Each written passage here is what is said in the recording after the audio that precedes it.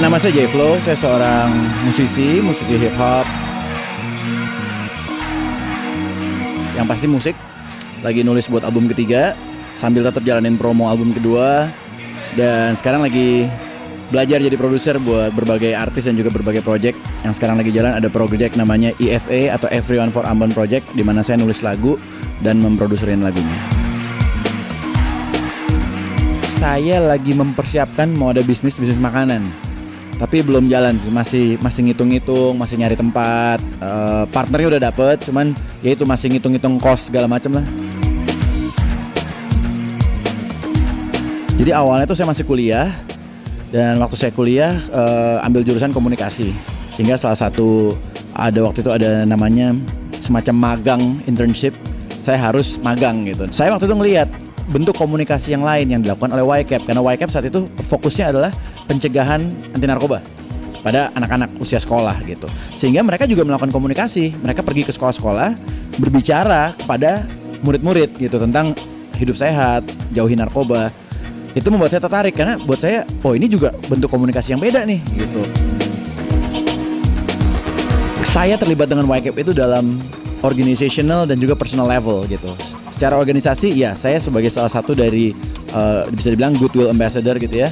Saat ini YCAP secara organizational, secara apa yang mereka lakukan ya saya bantu. Di level personal kayak apapun tiba-tiba yang dadakan kayak bisa bantu ini nggak, kita lagi ada ini nih, mampir gitu.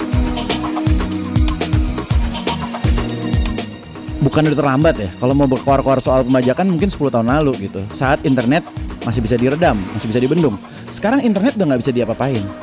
Percuma mau demo musisi serentak, mau demo apa, mau bilang berhenti berkarya. Kita nggak akan menulis lagu lagi sampai pembajakan stop. Ya udah nggak ada lagu lagi di Indonesia, nggak ada lagu baru. Yang bisa kita lakukan adalah berkarya sebaik mungkin dan udah lihat positive side-nya aja. If you can beat them, you join them gitu. Jadi buat saya ya udahlah, gratisin aja lagunya, bikin uang dari cara lain. Edukasi aja fansnya bahwa kalau emang lo fans setia gue, lo akan mau nabung untuk beli CD original, atau untuk beli merchandise gue, atau beli tiket datang ke konser gue. Karena buat gue itu buat saya lebih fair. Kalau saya kan lagunya paling yang download berapa orang sih gitu ya, cuman iyalah berapa ratus gitu, atau 1000 orang, 2000 orang. Jadi saya nggak terlalu merasa kehilangan gitu. Tapi mungkin buat musisi yang sudah sangat besar dan lagunya dinikmati jutaan masyarakat Indonesia, mungkin dia yang akan merasa terganggu gitu dengan pembajakan. Pembajakan udah nggak bisa diapa-apain, udah nggak bisa dilawan, percuma. Fokus pemerintah juga nggak kesana, percaya deh. Nggak ada orang yang mikirin ini di pemerintah. Orang bagian divisi khusus pembajakan mungkin juga lagi mikir pilkada kayak sekarang. Jadi nggak usah dipusingin soal itu. Buat saya udah nikmatin aja, inilah Indonesia.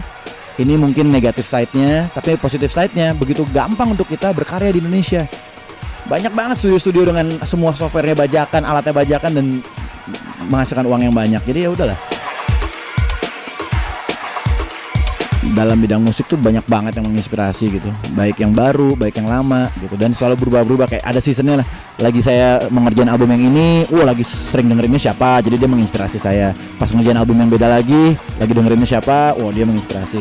Yo, it's 1 to the 2, 2 to the 3 4, J to the flow, freestyling for the me foe. Ladies and gentlemen, I'm here in the studio. You watching me? It's J to the flow show. Freestyling on Jakarta is a freestyling. Ladies and gentlemen, it's Mifo TV, ready to get busy.